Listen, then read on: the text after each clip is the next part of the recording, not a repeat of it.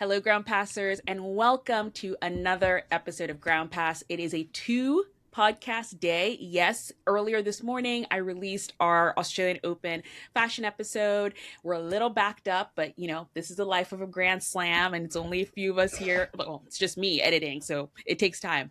But we are here to review round 3 and 4 of the Australian Open. We told you we would come to you every other round. So we're going to review round 3 and 4 and then look ahead to the quarterfinals. It's going to be a quick one. It's going to be nice and sweet. And I'm joined, of course, by the awesome Lucy Deuce. Hi, Lucy. Hello. Happy to be here again. But before we start, I would like to say this is your last chance to purchase your Ground Pass sweatsuit. And what a perfect time to do it now that it's cold and freezing outside, all the way down to Texas. I talked to someone in Texas today and it was like really cold. So if you want to keep warm, it comes in a sweatsuit. I'm also wearing the pants. Maybe I'll get up and show you.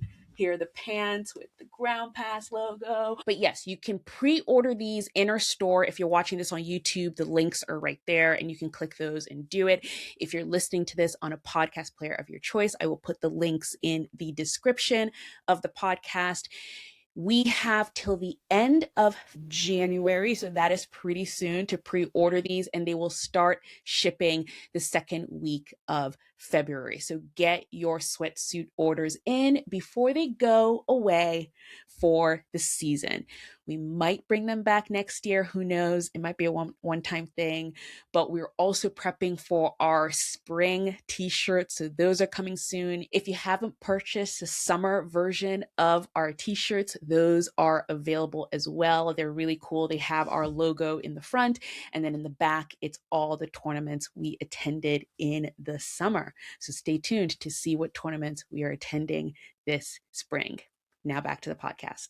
And let's just jump right in, because I don't know about you, but the Australian Open hasn't really ignited. Like round 3 and 4 it had its moments for sure, but it's been pretty, and this is actually good if you have a different opinion than me, but it's been pretty routine. I'm like, the people who are supposed to win are winning. All the seeds have made, well, not all the seeds, but on both sides of the draw, the top 6 seeds have made it to the quarterfinals. Yeah. So I'm kind of like, what do you think so far of this Australian Open? I'm the complete opposite. I'm actually enjoying the Australian Open for the first time in like years. I'm normally not impressed by Australian Open. I'm going to keep it honest.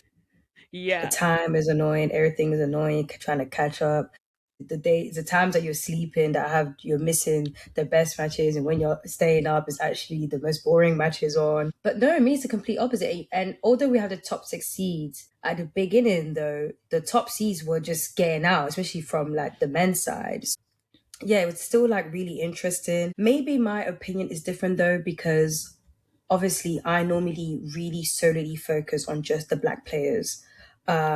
During like the Grand Slam. So this year, as I'm pivoting something different, I'm forced to watch more of the other matches, which I wasn't doing as much as before, because I really wanted to make sure that I had all the details on the black players. So maybe that's why I feel that way. But I still feel like there's different type of breakthroughs as well. Like, you have Iva Jovic, you have Madison Inglis, her match against Laura, that was just chaotic. Even before the Australian Open started, there was just so much noise, so much things going on, because Craig was really trying to push the tournament. So I don't know. For me, honestly, is the first time. I remember saying this to Eugene. I was like, this is actually the first time in a very long time where I've actually really enjoyed the Australian Open so far. Yeah, but I need my sleep back. I'm tired. Yesterday, I caught up on a whole day of sleep. Wrap it up. But yeah. We're like halfway there. We have one more week to go. But I kind of get your point in the sense that there definitely have been some moments, and even in round 3 and 4, I think there have been some moments as well. And you started there with the likes of Iva Jovic, so we might as well continue. But the WTA Next Gen, they really, in my opinion, provided the entertainment for like round 3 and 4. Just watching Victoria Mboko, watching Iva Jovic, and even Mirra Andreeva before she lost. Like the kids, they're coming. And I think, was it Madison Keys? I think it was Madison Keys in one of her matches, and she had just played someone, not like one of the big WTA Next Gen names, but she had just played Mm-hmm. someone super young, and she was asked on court, like, what is it like that these new kids are coming? And she literally said it. She was like, yeah, the kids are coming, and it's kind of weird to now be like the adult in the room. But what have you been thinking of the performances of these girls? Because in my opinion, I mean, watching Victoria Mboko during that Arena Sabalenka match, wow. To Mm-hmm, have mm-hmm. that sort of just that grit, that I feel like there's just so many players way older than her that would have shrunk to that, because Sabalenka, she's big, she's Exactly. yelling, she's hitting the ball like 1,000 miles an hour. There are a Yeah, lot of players that would be like, "Oh, it's all good. I'm good. I'm gonna go." Mboko was like, "No, I'm for gonna sure. fight." And man, that second set made Yeah. me so proud to watch her. What have Mm-hmm, you thought mm-hmm, of mm-hmm. all their performances? I agree. Same thing as you. I think I love how they all look so fearless. I think that's the difference between the Gen Zs. Like they are very fearless because everything has been thrown at them. The economy, the politics, and COVID. They can accomplish anything in this world. But I feel like Gen Z athletes, they go into this mindset of like, I have nothing to lose. But I feel like Mboko is the one that has it the most. And you could see that from like day one when she started breaking through early last year, even from the Miami Open. I mean, you literally have Badosa, her match against Badosa, I think it was in Miami. She was like, am I playing against her or Sabalenka? Like, what's going on? So yeah, so them being so fearless and not being intimidated by the one on one. I think they're also realistic when they go into the match because Mboko, for instance, she said that she always wanted to play Sabalenka. But I don't think it's a thing where she went into it thinking, yeah, I'm gonna beat her down to that. It's more of like, you know what, she's a number one player. I want to see what I can do there. They have that mindset, they have that grind that they what they want to do. And honestly, it's just so exciting because you go into these matches, you don't even know what to expect. Same with Mirra Andreeva, the way that she's playing very confidently. I feel like it's just that some of the tactics I just need to change, but I just wish people a little bit more nicer on them. I see the way people talk about Mira Andreeva. I've always disliked it, especially that it reminds me a little bit of when Coco was younger. Actually, Coco just turned 21 last year as well, which is still crazy. But, the way people were talking, I was just like, guys, you need to remember, like, they need time to mature, and Andreeva would need time to mature. She's still very young. People being surprised by Iva Jovic and saying all this like that, but it doesn't matter. She's still there. Let's actually enjoy the fact that they there and celebrate them because it just Yeah. makes the WTA more exciting, to be honest. So Yeah. yeah.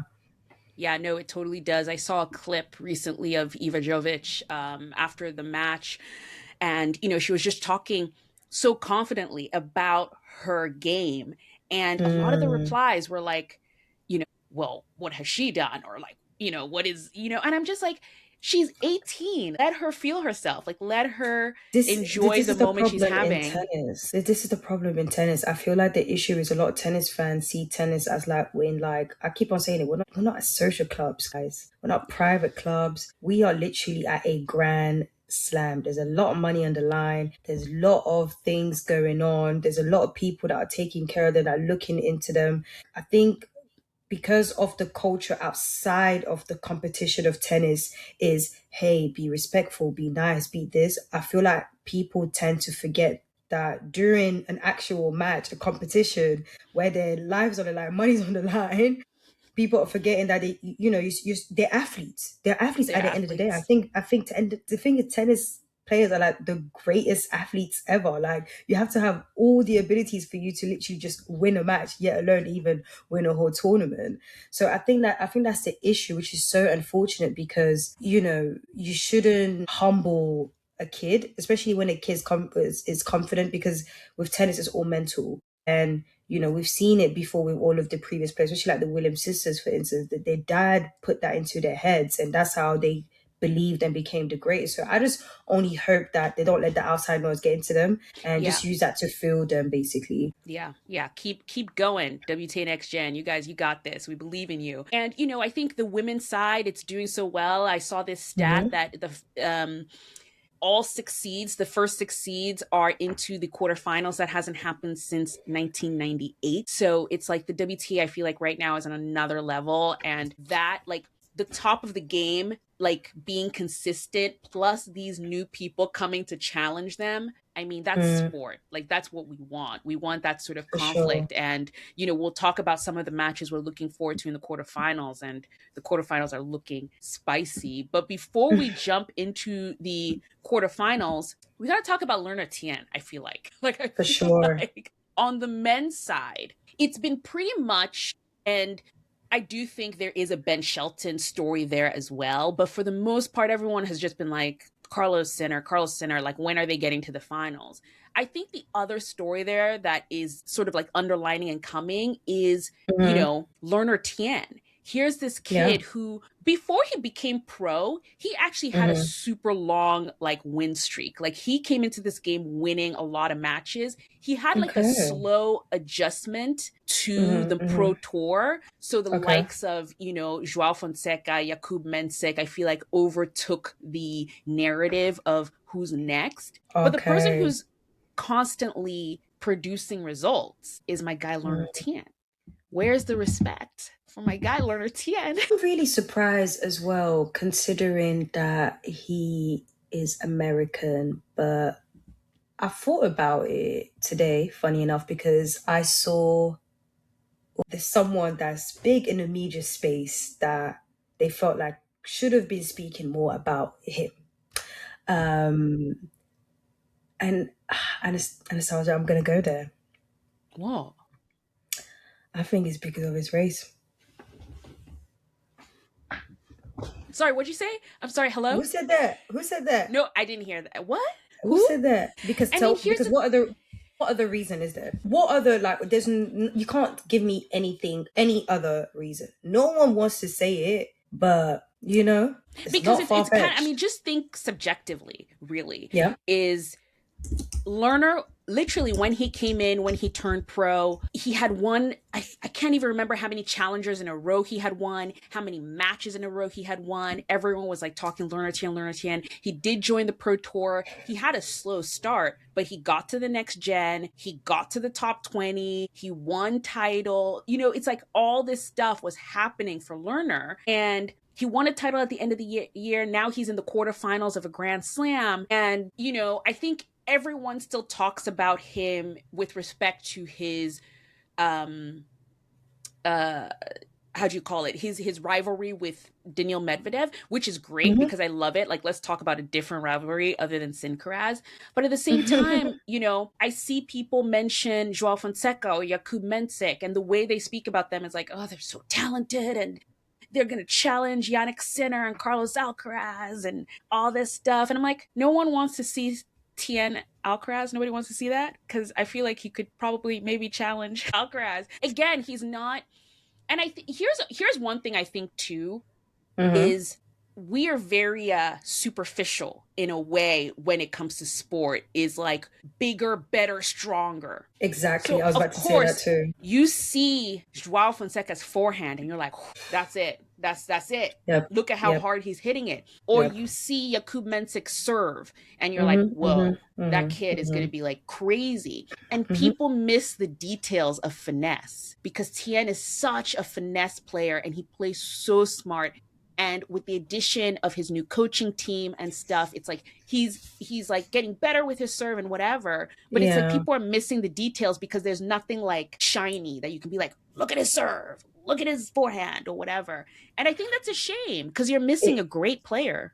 It is. And I think this is where it's so funny, because I had a discussion with a friend like a couple of days ago about this, and we were basically discussing how this is how you know how much tennis has changed.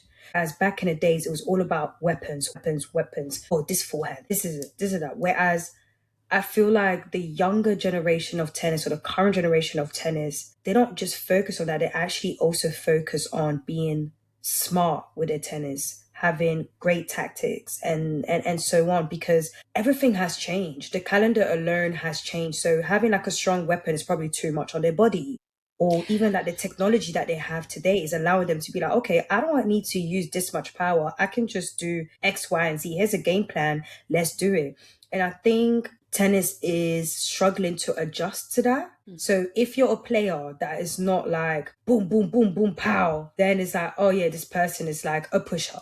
or this person, or yeah, they just rely on the mistakes of their opponents or whatever. So I think that's the unfortunate thing, but the good thing is that those of us who appreciate it, we appreciate it well, and we're not gonna wait till when they lift a Grand Slam to be like, oh yeah, we've known they've been the better. Like, oh my gosh, I cannot believe this. No, we knew because we saw the tennis, but in all honesty, I think it's a mix of that, of what you mentioned. And I think a lot of it also has to do with his race, because even his own coach right now, Mr. Chang, dealt with some issues as well. So it's not that far fetched, if you get what I mean. So yeah, no, it's not totally far fetched. And I think that's what I hope, we can bring here to you when you're listening ground pass, or even what you did, what you and Eugene still do on Black Spin Global. It's like the first time I ever heard of Jasmine Paolini was on Black Spin Global. But it's kind of like we saw what happened when people learned about Elliot Spizzirri because he played Yannick Sinner. And so many people came to our videos and they're like, oh my goodness. Like someone actually pulled up a video that I shot in 2024 and they commented on it. And they're like, I just watched him play Sinner. And I was like, that's how long we've been following this kid. But that's the thing where I feel like when tennis players don't have this like very visual like skill that people can see or hear right away, yeah, they're disregarded. When I could have 100%. told you last year that Elliot He Spizzirri was good. would challenge the top of the game. So, it's not only the top of the game, guys. You got to look underneath the draw. You got to look it's top 100, all of them. Facts. What else can we touch on before we move on to okay, this is also a very interesting situation because I've been seeing it a lot just online and stuff, and I wanted to see if you had any specific takes on it or anything, because a lot of people I think have been mentioning, Yannick Sinner had the whole situation with the heat and the roof closing and blah blah blah. Novak Djokovic, two things for him, like he almost hit the ball girl or person, I don't even know if it was a girl or a boy, but yeah, who he almost hit her, but the ball didn't. And then also his next opponent, Jakub Mensik, withdrew, so just he has now a break and can take rest. And a lot of people are saying luck. Oh my goodness, they're so lucky. And there is a point for me where it's very interesting luck in sports, because you're sort of like, if either one of them win the Grand Slam, will we say, oh well, they were just very lucky? And here are all the different ways that they could have not been in this situation. But at the same time, I'm also someone who's like, you need to be prepared to receive your luck in a way, because here, this is what I'm thinking here, for example, with Yannick Sinner and the roof closing and the heat, where he still had the tennis skills that even though he was not able to walk very well or move very well, he had a strong forehand and he had, skills that could get him through.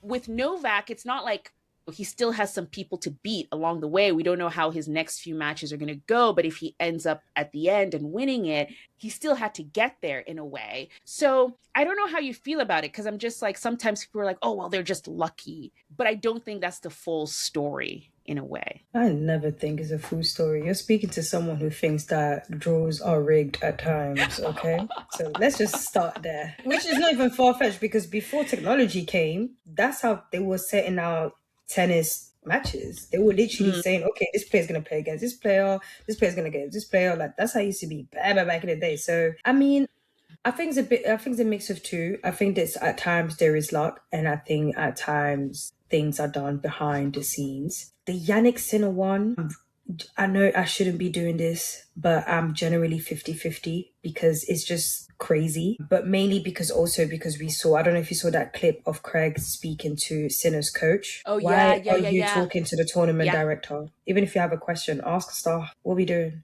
Do you get what I mean? So these type of things don't try and that's why when I made my TikTok video talking about it, I ended it with, it's not like people are making it seem like, oh, you guys are being silly by doing these conspiracy theories, but it's like, it's not that far-fetched. Like, I'm sorry, the second this guy starts cramping, we were like, okay, yeah, let's close. I even had to go back to research to be like, wait, is this actually legit? And it's like, okay, it's legit, but still, but I don't know. I think at the end of the day, I feel like when it comes to fans anyways, they will say it's luck anyhow. Like you have people Right. saying, I can't remember which player, I can't remember who, but there's someone on the TL that everyone is saying that their draw has been super easy. I think they said Eva or something like that. I can't remember, but they say one of the players' draws is very easy. Like I've always said it, like the people always say that by the WTA players. They make it Yeah. far. I think when Sabalenka won her first Australian Open, people were saying that. They were saying, oh, her draw was super easy. And I was like, bro, she still lifted that trophy. Like it doesn't Yeah. matter. So I think depends on the situation. I think in this situation specifically with Djokovic, he really got lucky because at the end of the day, the situation that's happened was really just like out of luck. Sinner, they I can only be convinced otherwise if they put the Shelton and Sinner match day match. During the day, that would be interesting to see what that schedule. They better. If it's night, then I'm sorry. I'm with the conspiracy theorists. I'm with you guys.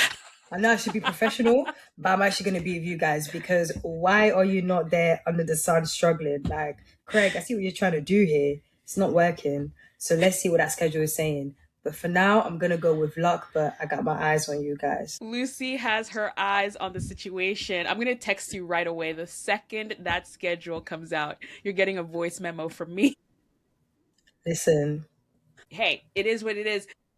Some other stories before we jump in. Alina Svitolina is looking good. Coco is looking good, and now they're both meeting in the quarterfinals. Like I don't know. I feel like it's so funny with Alina Svitolina because I think there was that stat that came out that basically outside of Sabalenka, Swiatek, and Gauff, she is the player who has won the most Grand Slam matches since she came back in 2023 from maternity. And you're just like, well, that's shocking. Like, you're like, how? But at the same time, Svitolina seems to be someone who nobody's paying attention to her. Next thing you know, she's in the quarterfinals. And I feel like that's what... even before her maternity leave, it was kind of like that too. Like Yeah. it wasn't maybe as consistent. But we'll just be chilling and be like, Svitolina, I'm like, oh, she's there. Yeah. But that's all I get from literally, her. Though. This whole tournament, I was like, oh, okay. There she is. She's just in the... And the thing is, she won a tournament before the Australian Open. So I don't know. So Ash, I've got a question for you. Do you think she could win a Grand Slam? I do. Like really? In the consistency level, and if things just sort of align for her, like we were just talking, if it gets lucky and, you know, Sabalenka players, like, because I don't know how she works against sort of power players right now. If she ends up in a final with a Sabalenka or Rybakina, it's like, how is she gonna do in those situations? Because I think that's still her kind of kryptonite in a way. They lose early or something, luck of the draw. I feel like she could do it. It's almost like the Bencic thing, who coming into the Australian Open, we were all like, oh, she's gonna win, and then she's out first round. Bencic is not winning no slam. Let's start there. Number one. Number two, your reasoning though for me feels like you're forced into trying to say that she is going to win a Grand Slam, because saying something like she can win a Grand Slam, but the top players need to be out, well, then anybody can win a Grand Slam. Do you get what I mean? And that is why I feel like she can't, unless she has exactly what you said. But that's why for me, I can't say, yeah, I see her winning it.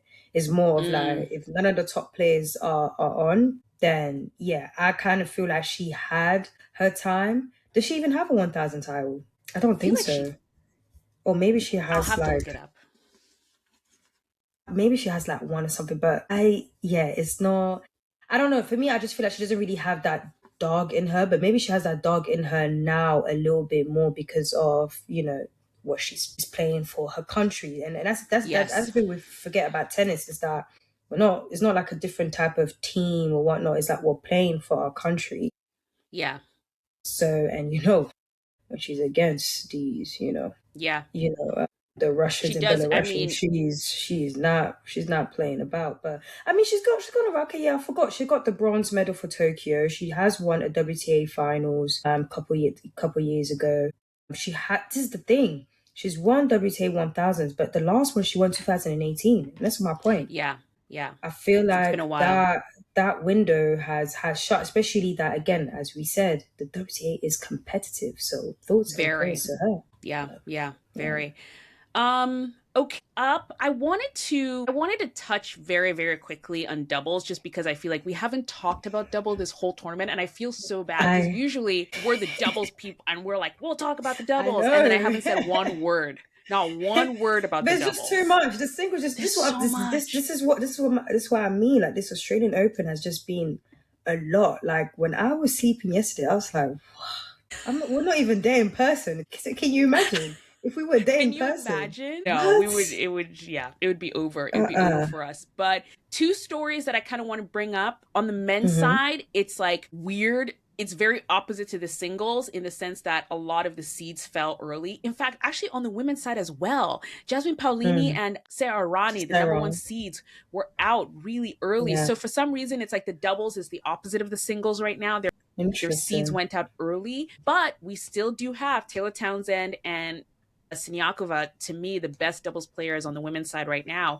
but also on the mixed doubles side because they're still in the competition, both of them for women's doubles, and they're both Mm-mm. still in the competition for mixed doubles as well. It's kind of fun. Amazing. It really is. It really is. It's funny because I actually thought her and Katerina won't play this season. Yeah, But then again, because they're defending the title, maybe things will change after the Australian Open. I don't know.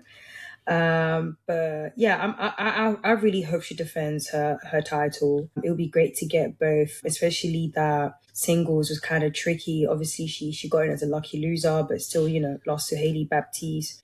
Craig, you're putting all the Americans together, Black Americans specifically. You're all not the slick. I'm so I'm actually Craig's number one hater. Let's just get that straight. Like he I don't hate him, but I'm his number one hater because anytime there's something that happens straight over, I just look at him just thinking, bro, what's going on? But that was not cute. But hey, but yeah, I really hope they defend their title. That would be a really nice story.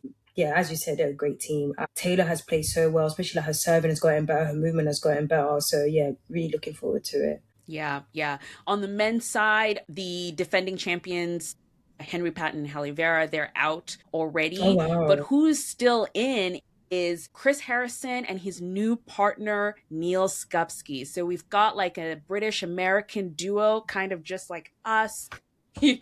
They're still in the competition and they're looking good. Chris Harrison is also in the mixed doubles still. We saw him kind of Okay. dabble in the mixed doubles with Coco Gauff at United Cup. Mm-hmm. So yeah, doubles is looking fun. It's like quarterfinal time right now for doubles, so it's Okay. it's it's heating up for sure. Is there is there like the TSOI?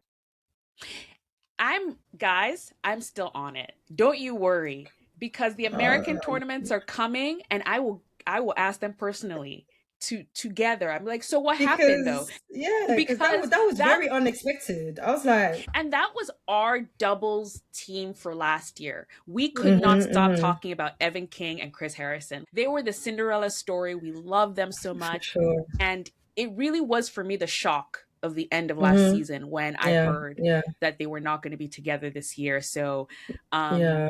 I'm always fascinated in general about doubles splitting that Mm-hmm, I would be interested to know why it happened because there's also the fact that Neil Skupski's partner from last year, mm-hmm.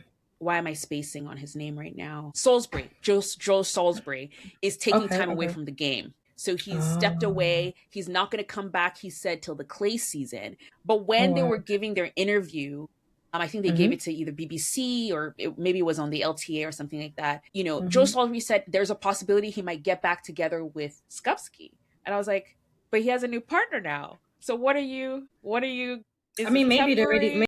maybe what exactly? So maybe you already told him like, hey, I just need you here for now, but once my guy's back, bye. So Bye. who But then knows? that would be weird. Why would you agree to that when you already have a partner in Evan King? But Evan King is now with John Pierce. Look, Detective Anastasia is going to get behind. I'm going to get Yes, I'm going to please. I'm get the curious. answers because I want to know and I'm sure you all listening want to know as well. Okay, let's look towards the quarterfinals. It's Let's quarterfinals. They go. start today. They Mm-hmm. start early because apparently it's a furnace in Australia at the moment. So the matches start an hour early. So set your clocks and stuff for that. And just in general, what matches? Let's start with the WTA. Which one of the quarterfinals are you like the most looking forward to? Well, number one, Rebecca and Iga Swiatek, because I need to see, is Iga gonna get her leg back, or is Rebecca gonna whoop her Yep. ass one more time? You know, let's Yep. see which one's gonna be. So yeah, I'm definitely interested in seeing that, especially that Rebecca has been like, I mean, hey, people are even they picked her as their favorite for to win in this Grand Slam or any Grand Slam this year. But my thing is that I never count out Iga during Grand Slams. I'm sorry, like this girl has won a slam for the last 4 years. So yeah, it's just that it's a shame that she's not playing at her up like the best of a level. But she's had some very challenging matches so far. So maybe that will get her ready for that match. So I'm definitely looking forward to that. And obviously Coco and Svitolina, because I genuinely don't know how that match goes. I have Coco winning it, but I don't think it's going to be an easy one. I think it's going to be a 3-setter for sure. So yeah, those are definitely the two. I know there's a lot of Americans listening, but I really don't care about the Pagula and Amanda match. Who said that? What? Guys, this is maybe the last time that Lucy's going to be on this podcast. So you might as well say goodbye to Lucy now, because I don't understand why you would not be the utmost excited for Pagula, I mean, JPEG, quarterfinal JPEG, and Amanda Anisimova. I'm sorry, guys. Like, I'm gonna try and care as much as I can, but for now, it's not. Unbelievable. Okay, It's fine. sell me the match. Why should I care about the match? Sell it to me. I hate the match. Like, first of all, when you talked about the draw, I Okay. don't like this section of the draw. Why did they? Yeah. Why was it Pagula Keys right into Pagula and Anisimova? Like, why? Why could? Why They said we can't have Americans winning they were back like, to you gotta back. knock Is each enough. other out. Enough. Wrap it up. They were like, you all have to knock each other out. No, the match I'm actually looking forward to is Sabalenka Jovic. Okay. So I'm gonna leave a link to a clip from our friend Christian's Court, who interviewed Iva Jovic at the end of last year when she was in an WTA 125. I can't remember where it was now in the States, and he got to sit down and interview her, and she literally predicted this matchup. She said the one person she wants to play in 2026 is Aryna Sabalenka, and the girl got her wish in the first Grand Slam of the season. Oh, So wow. Look she at these young manifested kids it. all wanna play Sabalenka. She didn't say. But it just shows to you where the younger players see Sabalenka. I've said it. I really feel like Sabalenka doesn't get enough credit for how much she's worked to where she is now. So I think this is a true testament to like the type of player that she is. Honestly. Yeah. Yeah. And also for Jovic, I mean, she could have like played it down the question, or she could have just been like, oh, anybody or whatever. No, she went for the top. She was like the one at the top. That's who I want to play. Dog. Yeah. And I love that sort of confidence in an athlete because they're serious. So I just want to see what that matchup looks like. And especially seeing Mboko and that Sabalenka match, that like I'm ready for the next one to come for sure. Yeah. What about the men? What are you looking forward to in the men's side? The men, I'm looking forward to Carlos and Alex de Minaur. Alex de Minaur is playing some great tennis. It's a shame that all people are asking about is your wedding. And not your actual tennis as much. At this point, if I don't get invitation to this wedding, I'm actually going to get annoyed because I've known more about this wedding than my cousin's wedding that's this summer. I swear to you. So, Alex and, Kay, my email is lucy@blackspeakglobal.com. Please feel free to send me an invitation. With that being said, because of the level of Alex right now and being at home, I'm looking forward to it. I don't think he's going to beat Carlos, but I think it's going to be a great matchup. I should say Sinner and Shelton, but Shelton literally nearly gave me a heart attack against Rude. So I'm just going to just sit down and pray and hope for the best, because unless Craig is nice to us and put that match on the day. In the daytime. And here's the thing, because I'm sure, there's Sinner fans out there like, no, night session, all this stuff. Yeah. If I was actually Sinner and his fans, I would want that in the day session too, because then if he wins, it's kind of like, see, because you can't hide from your weaknesses as an athlete. You can't sort of be Well, like, well, I'm just gonna. it is because I don't understand how a player like him can't. A little 32 degrees and this guy's fainting. Get up. He's Like, redhead and he's really really white. Like he I'm he's sorry, with really. all the madness that he does, I need him to be able to handle the heat a little bit. Like, this is actually, like, the fact that Seneca can't handle the heat is actually ridiculous. I'm sorry. It's something that he has to work on for He has sure, to for work on. He sure. needs to go, I don't know, move to Florida for a little bit. I was gonna say, because he said in his press, like after that match, he said, I do work in the heat. Like I go to Dubai and I work in the heat. I'm like, Dubai is not enough. You need to move to Florida in Yeah, December and yeah, work in that humidity, and yeah, that will get you ready for exactly. Australia for sure. Exactly. Exactly. For me, I put down here Shelton Sinner because, Okay. again, in the opposite way that I'm sort of like, I hope Sinner gets a daytime match and, work on your weaknesses, like fight through your weaknesses. I also want to see Shelton work on that matchup because Mm, that's his kryptonite so far.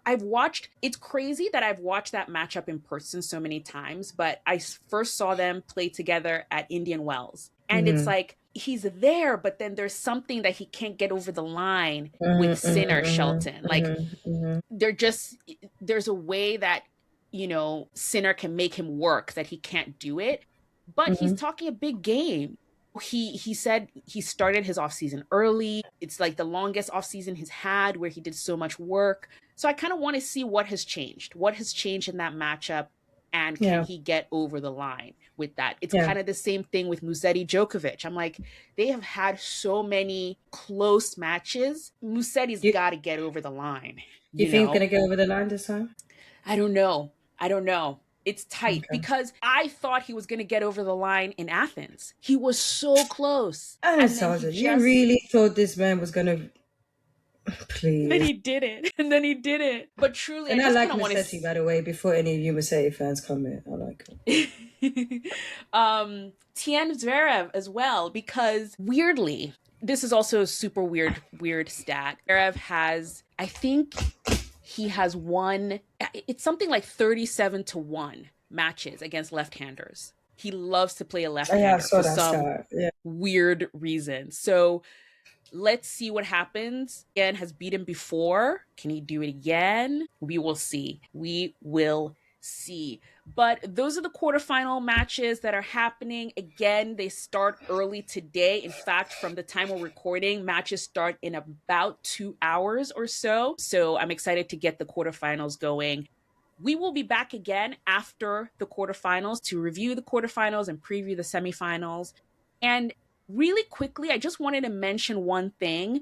The Philippines Open, WTA 125, is happening right now. You can watch it for free on WTA Unlock. Alex Eala is playing there. The reason I want to bring it up is because I've been seeing, and I'll leave the links in the description of this podcast. Tennis Asia is covering it. There's also someone on X, I think she's called Island Tennis Girl. She's attending the event and like also in the press room and reporting from the event as well. And for me, it's crazy to me, but also I love it how Alex Ayala on her own has basically brought tennis to the Philippines. This is the Mm, first event that they've had there. It's a WTA 125. I've heard the press conferences of the players who are there, Camila Osorio, who's there, Donna Vekic, who's there. And they're all basically saying they are being treated well and the facilities are almost better than a 250 or a 500, oh wow, that's really good. which to me is so impressive Mm, that this new country that's getting into tennis can provide so well for these players. The place is packed, and it's not just Alex Ayala matches. It's every match. Every match I turn on, packed to the brim.